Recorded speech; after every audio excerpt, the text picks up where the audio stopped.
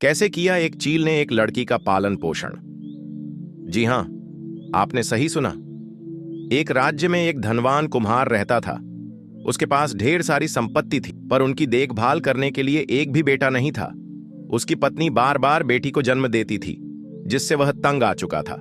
उस जमाने में बेटे और बेटी में फर्क किया जाता था। परिवार में बेटों की अहमियत ज्यादा थी। इस बार भी कुम्हार की पत्नी मां बनने वाली थी। बच्चे के जन्म का समय करीब आने पर पत्नी जब रिवाज के अनुसार मायके जाने लगी तो पति ने कहा, इस बार भी अगर बेटी लेकर आई तो मैं तुझे मुड़ाई व्यापारी को बेच दूंगा। पति की बात सुनकर पत्नी डर गई। भाग्य के फेर देखो, इस बार एक सुंदर कन्या का ही जन्म हुआ। लड़की देखकर कुम्हार इनके हाथ पांव फूल गए। किसी को कुछ खबर होने से पहले ही उसने दिल पर पत्थर रखकर उस नवजात शिशु को एक बर्तन में डालकर ढक्कन लगा दिया और नदी में बहा दिया। बर्तन पानी के लहरों में हिलौरे खाता हुआ बह चला। एक धोबी नदी में कपड़े धो रहा था। उसने पानी की मझधार में बहकर आते हुए एक बर्तन को देखा। धोबी तैरता हुआ बर्तन के पास गया। अंदर देखने की उत्सुकता से उसने बर्तन का ढक्कन खोल दिया। अंदर सोई एक नवजात बच्ची को देखकर उसकी आंखें खुली की खुली रह गईं। वह जब बर्तन को हाथ से घसीटते हुए नदी के किनारे की ओर लौट रहा था, अचानक आसमान में उड़ती मादा चील उस पर झपटी और बच्ची को झट से उठाकर उड़ चली। धोबी देखता रह गया। चील बच्ची को पीपल के पेड़ के ऊपर बने अपने घोंसले पर ले गई। उस सुंदर छोटी बच्ची को देखकर चील की ममता जाग उठी। वह उसे खा ना सकी। उसने उसे अपनी बेटी की तरह पाल पोस कर बड़ी करने का निश्चय किया। अब रोज जहां भी अच्छी खाने की चीज देखती है, चील उसे झपट कर ले आती है और बेटी को खिलाती है। चील की बेटी धीरे धीरे बड़ी होने लगी। किसी के घर में जब लोग अच्छे कपड़े धोकर धूप में सूखने के लिए बाहर डाल देते, चील उसे उठाकर ले आती और बेटी को पहना दे। एक दिन राजा की बेटी जब नदी में नहाने गई तो उसने अपने गहने उतार कर किनारे पर रख दिए। चील मौका देखकर उन्हें भी उठा लाई और बेटी को पहनने के लिए दे दिया। इस तरह कंघी, सिंदूर, आईना, सुगंधित तेल का डिब्बा आदि लड़की के सामान जहां मिलते वह उठाकर ले आती और अपनी बेटी को देती। धीरे धीरे पीपल के पेड़ पर ही चील की बेटी बड़ी होने लगी और एक खूबसूरत युवती बन गई। चील को उसकी चिंता होने लगी। चील ने एक दिन अपनी बेटी से कहा, तू अब बड़ी हो गई है, मैं तुझे छोड़कर रोज दूर चली जाती हूं। तुझे कोई नुकसान पहुंचाए ये चिंता मुझे खाए जाती है। मुझे हर पल डर लगा रहता है। अब से अगर कोई मुसीबत आए या तुझे डर लगे तो यह गीत गाना, मैं झट तुम्हारे पास उड़कर आ जाऊंगी।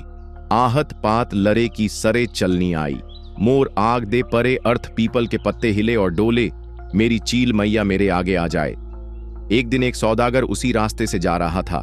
गर्मी से राहत पाने के लिए वह उस पीपल की छाव में बैठ गया। अचानक एक लंबा बाल उसके हाथ में आ गिरा। उसने चारों ओर नजर फेर कर ऊपर देखा तो चील की सुंदर बेटी दिख गई। वह उस समय कंघी कर रही थी। उसने कभी किसी इंसान को नहीं देखा था। जब सौदागर ने उसे सवाल पूछना शुरू कर दिया कि तुम कौन हो, अप्सरा या पिशाचिनी हो जो पेड़ के ऊपर रहती हो, इंसान हो तो पेड़ पर छड़ी क्यों हो? उसकी बात सुनकर वह डर गई। गाना गाकर चील मां को बुलाने लगी। बेटी की आवाज सुनते ही चील उसी वक्त वहां पहुंची और बेटी को बड़े प्यार से बुलाने का कारण पूछा। बेटी ने बिना कुछ कहे नीचे खड़े आदमी की ओर इशारा किया। चील मां ने उस जवान एवं सुंदर आदमी को देखकर सोचा कि अगर इसके साथ मेरी बेटी की शादी हो जाए तो मेरी चिंता दूर हो जाएगी। वह नीचे उड़कर सौदागर के पास आई और उसे अपनी बेटी के बारे में सब कुछ बता दिया। सौदागर ने कहा, मैं एक रईस हूं, पर मेरी पहले से ही 7 पत्नियां हैं। अगर तुम्हें इस बात से कोई आपत्ति नहीं है तो मैं तुम्हारी सुंदर बेटी से शादी करने के लिए तैयार हूं।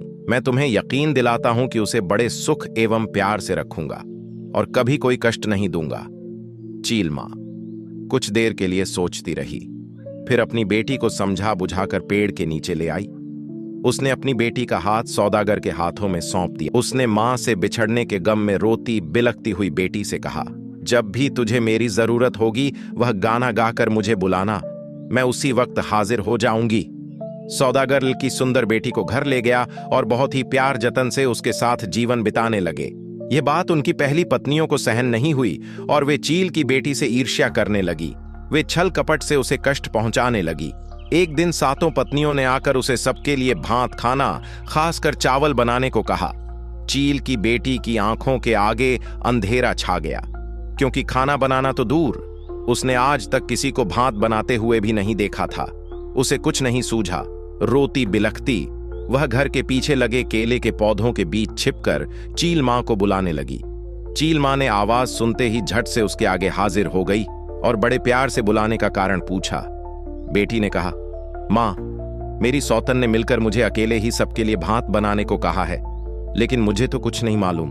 अगर मैंने नहीं बनाया तो वे मेरे पति के आगे मेरी चुगली करके मुझे नुकसान पहुंचाएगी। चील मां ने कहा, बेटी तू मत डरना, मैं जैसा बताती हूं तू वैसे ही करती जा। एक बर्तन में पानी डालकर उसमें एक चावल डाल देना, दूसरे बर्तन में भी पानी डालकर एक साग यानी पत्तेदार सब्जी का पत्ता डाल देना। दोनों बर्तनों पर ढक्कन लगाकर नीचे एक एक लकड़ी देकर तू घर से बाहर आकर थोड़ी देर बैठी रहना देखना। दोनों बर्तनों में अक्षय भात और सब्जी तैयार मिलेगी।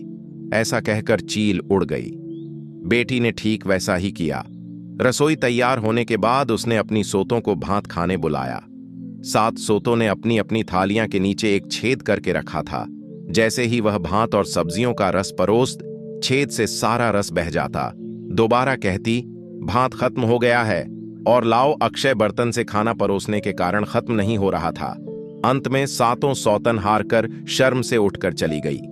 एक दिन 7 सौतों ने मिलकर चील की बेटी को गाय को रखने और घर साफ करने को कहा। उसे कहां साफ सफाई की आदत थी, उसने तो कभी कुछ नहीं किया।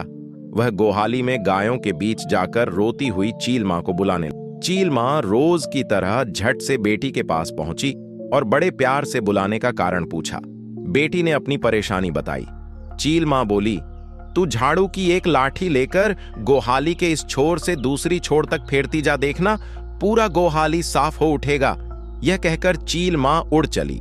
मां के कहे अनुसार बेटी ने काम किया और देखा कि गोहाली एकदम चमक उठा है। सौदागर चील की बेटी के कामकाज को देखकर और प्रसन्न हुआ और ज्यादा प्यार करने लगा। 7 पत्नियां कपास को धोकर सूत निकालकर तांत में कपड़े बुनने लगी, मगर चील की बेटी को यह सब कुछ नहीं आता था। वह रोती बिलखती सूत और कपास को हाथ में लिए बैठी रही। 7 सौतन ने सोचा, इस बार यह बुरी तरह फंसी कपड़ा ना दे पाने पर सौदागर इसे क्या करेगा पता नहीं, और मन ही मन खुश होने लगी। उधर बेहू के दिन करीब आने लगे। चील की बेटी घर के पीछे केले के बगीचे में छिपकर मां को बुलाने लगी। इस बार भी चील मां ने उपाय दिया। कहा, तू चिंता मत कर, जब तक मैं जीवित हूं तुझे कुछ नहीं होने दूंगी। तू 4 बांस के छुंग लंबे टुकड़े ले आ और सब में थोड़े कपास भरकर उनका मुंह बंद कर देना। बेहू के दिन जब तेरा पति तुझसे कपड़ा मांगेगा तब उन्हें यह चुंगे दे देना। कहकर चील मां उड़ चली।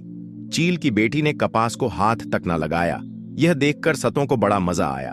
बिहू के दिन पति के पैरों को छूकर प्रणाम करके एक एक कर 7 पत्नियों ने उन्हें सुंदर कपड़े दिए और बदले में पति का प्रेम और आशीर्वाद पाया। चील की बेटी ने 4 चुंगे उनके हाथ में थमा दिए। कपड़ों के बदले चुंगे को देखकर 7 पत्नियां ठाके मारकर हंसने लगी।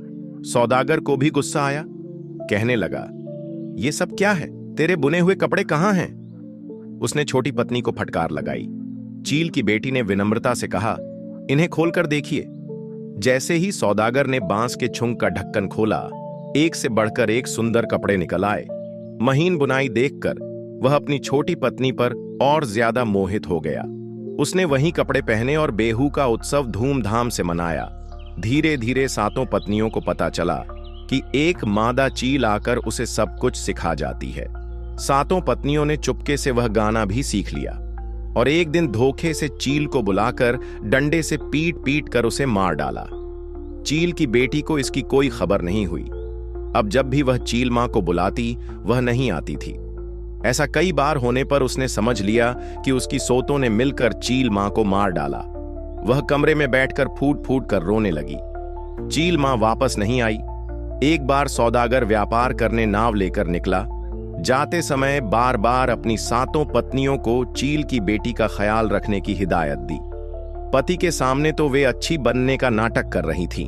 सौदागर के जाते ही 7 पत्नियों ने चील की बेटी को घर से निकालने की योजना बनाने लगी। 7 पत्नियों ने मिलकर भोली भाली चील की बेटी को एक व्यापारी के हाथों बेच दिया।